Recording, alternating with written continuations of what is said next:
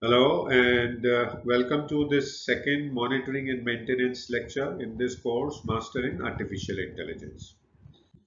So in this lecture, we will talk about how to use three things: statistical tests, visualization techniques, and drift detection algorithms to identify data drifts, right? So, question for you now is how to use these three things: statistical tests, visualization techniques, and drift detection algorithm to identify data drifts. Any thoughts? See, identifying data drifts requires you to compare the distribution of the incoming data, that is the recent coming data, with the historical data. And basically what you do there is you detect significant changes or deviations in the data. Now, how can you do this comparison and detection using statistical tests, visualization techniques, and algorithms? Let's take a look at that. So, first thing is to use is the statistical test is what is called a KS test, Kolmogorov-Smirnov test. Little tongue twister for me, but let's call it a KS test. Now, what does this test do? This test compares the cumulative distribution function of two samples and computes a statistics that you see here uh, that represent the maximum difference represented here by the red arrow between the two CDFs. A significant difference suggests a shifted distribution data. And for significance, you can use very large number of significance tests like t-test, z-test, etc., etc.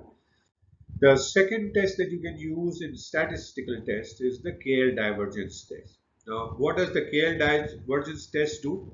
It measures the difference between the two probability functions of the two sets of data, and it can be used to quantify the discrepancy between the distribution of incoming data and the historical data. Then there are visualization techniques, and let's start first with the simplest of them is histogram. Very powerful technique. You can plot histograms of key features or variables in the incoming data and compare with the histogram of the historical data. A visual difference in the shape, as you see here, spread or peak, more so here the peak of the histograms may indicate a data drift. So that's one of the ways to use the to figure out the data. Second technique is to use what is called in visualization techniques is to do what is called density plots. You visualize the probability density function PDF of the data distribution and compare them over a period of time. The difference in the shape or location of the peak suggests again distribution data drift, data drift of the distribution of data.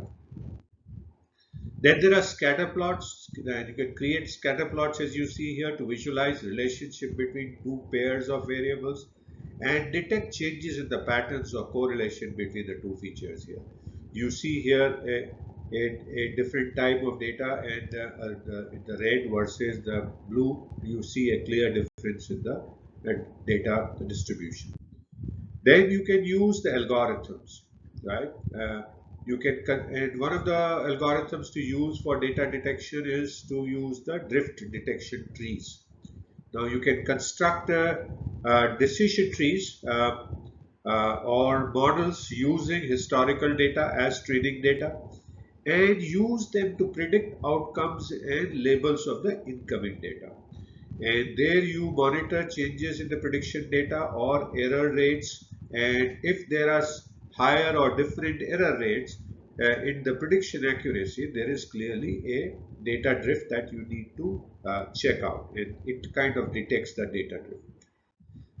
Also, you can use an algorithm in which you can use the change point detection. So apply the change point detection algorithms such as QSUM, cumulative sum, or exponentially weighted average (EWMA) to identify abrupt shifts or gradual changes in the data distribution.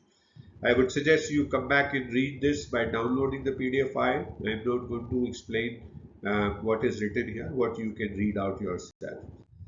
Then there is, you can use density-based drift detection algorithms such as dbScan or Gaussian mixture model to cluster incoming data and compare the cluster assignment with historical data.